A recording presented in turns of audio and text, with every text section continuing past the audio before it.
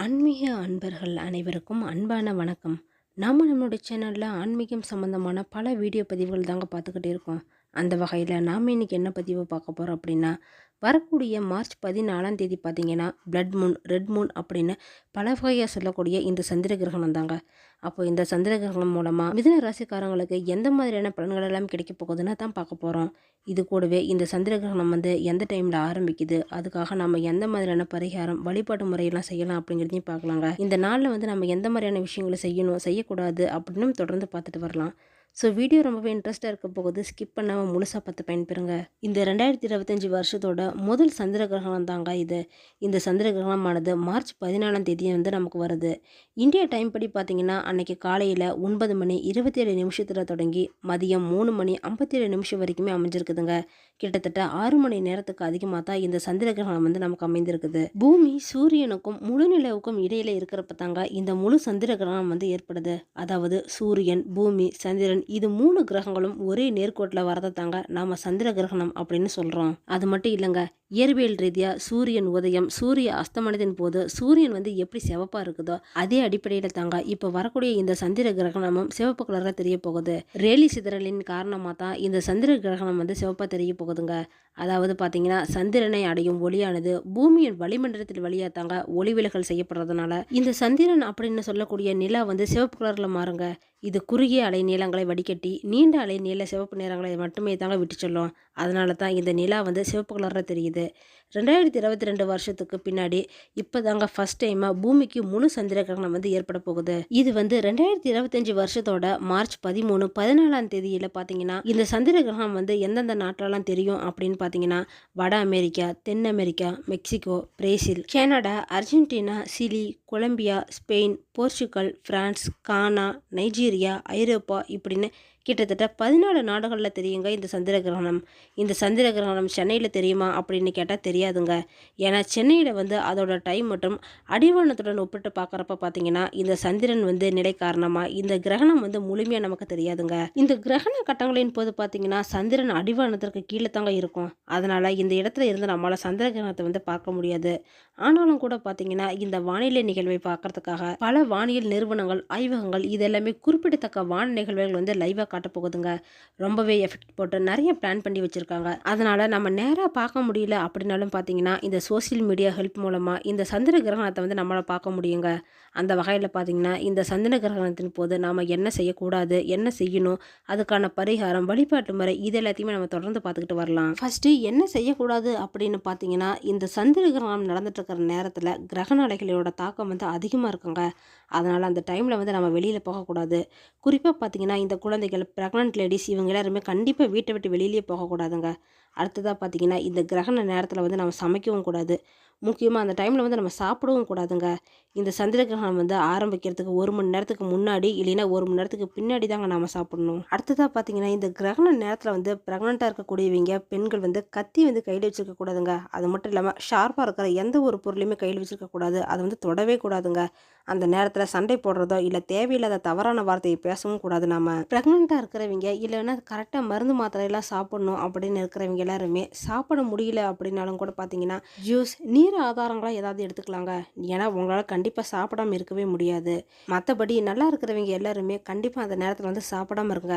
யாரெல்லாம் இது மாதிரி சந்திர கிரகணத்தின் போது சாப்பிடாம இருக்கிறீங்க அப்படின்னு கமெண்ட் பாக்ஸில் சொல்லுங்கள். அது கூடவே நீங்கள் எவ்வளோ நேரம் சாப்பிடாம இருக்கிறீங்க அப்படின்னு அந்த டைமையும் மென்ஷன் பண்ணுங்கள். இல்லை சந்திர கிரகணத்தின் போது நாங்கள் கண்டிப்பாக சாப்பிடுவோம் அப்படின்னு சொல்கிறவங்க எல்லாரும் ஒரு லைக்கும் பண்ணிவிடுங்க. அடுத்ததாக பார்த்தீங்கன்னா இந்த சந்திர கிரகணத்தால் நாம் என்ன செய்ய வேணும் அப்படின்னு பார்த்தீங்கன்னா இந்த டைமில் முன்னோர்களுக்கு நம்ம தர்ப்பணம் கொடுக்கலாங்க. அது ரொம்பவே நல்லது.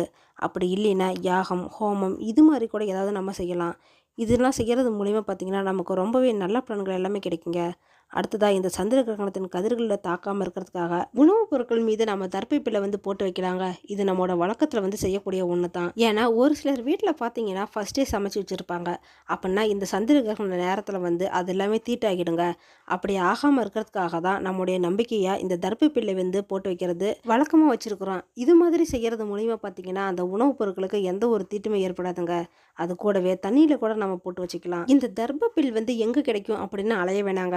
இது இது கண்டிப்பாக நீர்நிலை இல்லைன்னா குட்டை குளம் இது மாதிரிலாம் இருக்கிற இடத்துல பார்த்தீங்கன்னா கண்டிப்பாக இதெல்லாமே இருக்கும். இந்த தர்பப்பில்லியோட பிக்சர் வந்து இப்படி தாங்க இருக்கும். அதனால் இதை பார்த்துட்டு தர்பப்பில்லி எங்கே இருக்குதோ அதெல்லாம் பறிச்சுட்டு வந்து வீட்டில் வச்சுக்கோங்க. இல்லைன்னா கடையிலேயே கூட இதெல்லாம் சுலபமாக கிடைக்குதுங்க. அதனால் அதை கூட நம்ம வாங்கி வச்சுக்கலாம். முக்கியமாக நம்ம என்ன செய்யணும் அப்படின்னு பார்த்தீங்கன்னா இந்த கிரகண நேரத்தில் அவங்கவுங்களுக்கு பிடிச்ச இஷ்ட தெய்வத்தை வந்து நினச்சிக்கிட்டு ஜெபம் தியானம் இது மாதிரிலாம் செய்யலாங்க. கூடுதல் பலன்கள் வந்து கிடைக்கும் இதனால்.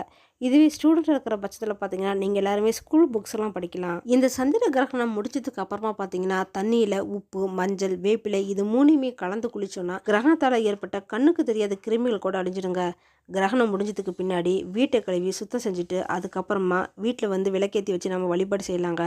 இல்லை கோவிலுக்கு போகக்கூடியவங்க அன்றைக்கி கோயிலுக்கு கூட போயிட்டு வரலாம். எதுவுமே செய்ய முடியல அப்படின்னா மந்திரங்களையாவது சொல்லிக்கலாங்க.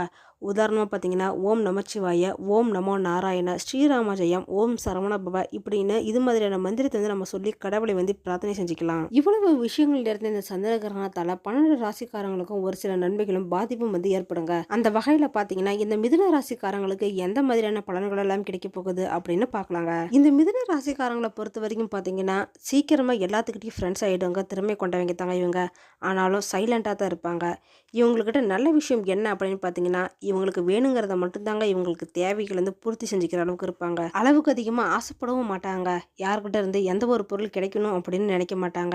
இவங்க கிட்ட இருக்கிற பொருளை வந்து அடுத்தவங்களுக்கு கொடுக்கணும் அப்படின்னு நினைக்க மாட்டாங்க. இந்த மிதுன ராசிக்காரங்களுக்கு ரொம்ப நாளாக இருந்து வந்த வீண் மனக்கவலை எல்லாமே இந்த டைம் நீங்கிடுங்க. எந்த ஒரு காரியத்தை செஞ்சாலுமே கூட அதில் வந்து வெற்றி கிடைக்கிறதுல கொஞ்சம் காலதாமதம் தான் ஏற்படும் இந்த டைமு. இருந்தாலும் கூட பார்த்தீங்களா ஒதுங்கி இருந்தவங்க கூட உங்களை வந்து வலுக்கட்டாயமாக எதையாவது செய்யணும் அப்படின்னு சொல்லி கூட இருக்க ஃப்ரெண்ட்ஸ் இல்லைன்னா ரிலேட்டிவ்ஸ் வந்து உங்களை வந்து அதிகமாக உங்களை ப்ரெஷர் பண்ணுற வகையில் தாங்க இருக்கும். அப்போ இது மாதிரியான சுச்சுவேஷன் ஏற்படுறப்ப நீங்கள் ரொம்பவே பொறுமையாக இருந்து இந்த சுச்சுவேஷன் வந்து எப்படி ஹேண்டில் பண்ணும் அப்படிங்கிறது யோசிச்சுக்கோங்க. இந்த டைமில் பார்த்தீங்கன்னா உங்களுக்கு வீண் அலைச்சல் மூலமாக செலவுகள் ஏற்படுறதுக்கான வாய்ப்புமே இருக்குதுங்க. அதனால் எப்பயுமே உங்கள் கையில் காசு இருக்குது அப்படின்னா அதை கரெக்டாக பட்ஜெட் போட்டு தனித்தனியாக இதுக்கான செலவு அப்படின்னு நீங்கள் கரெக்டாக செஞ்சீங்கன்னா செலவுகளை வந்து கம்மி பண்ணிக்கலாங்க. இது கூடவே நீங்கள் எங்கேயாவது ட்ராவல் பண்ணுறீங்க அப்படின்னா அந்த விஷயத்தில் கொஞ்சம் எச்சரிக்கையாக இருக்கிறது நல்லது. இந்த டைமில் தொழில் வியாபாரத்தில் இருந்து வந்த மந்தநிலை எல்லாமே மாறுங்க. இந்த மந்தநிலை மாறி இருந்தாலுமே கூட பார்த்தீங்கன்னா நீங்கள் புதுசாக தொழில் வியாபாரம் ஆரம்பிக்கிறது இல்லைன்னா வேறு ஏதாவது பார்ட்னர்ஷிப் பிஸ்னஸ் ஸ்டார்ட் பண்ணுறது இது மாதிரியான விஷயத்துல வந்து கொஞ்சம் கவனமாக இருந்துக்கோங்க.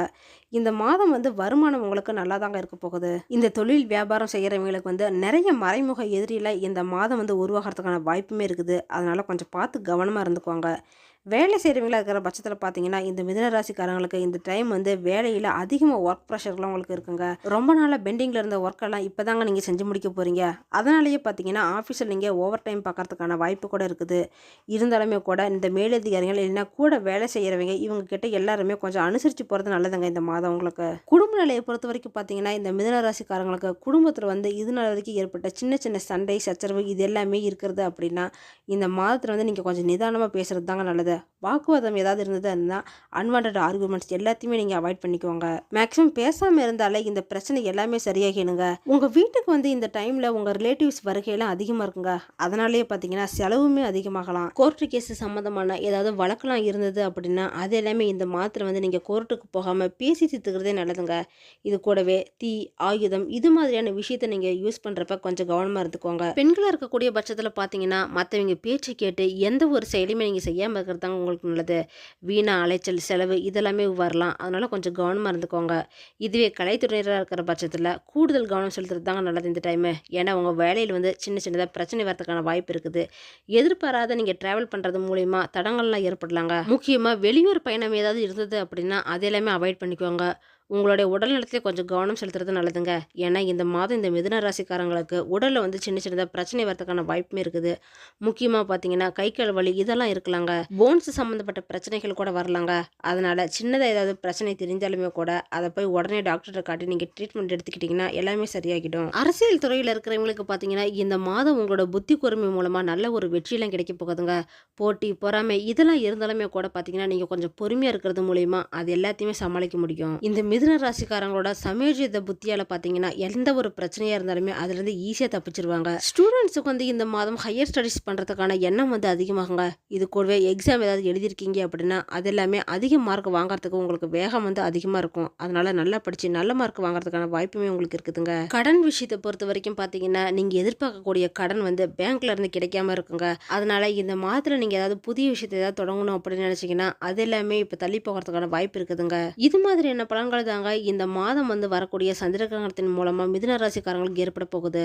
பரிகாரமாக சனிக்கிழமையில பெருமாளை வணங்கிவாங்க, கடன் பிரச்சனை தீருங்க. ஓகே ஃப்ரெண்ட்ஸ், இந்த வீடியோ பதிவு உங்களுக்கு பயனுள்ளதாக இருக்கும் அப்படின்னு நினைக்கிறேன். அடுத்தடுத்து நம்ம சேனலில் ஆன்மீகம் சம்மந்தமான பல வீடியோ பதிவுகள் தாங்க வரப்போகுது.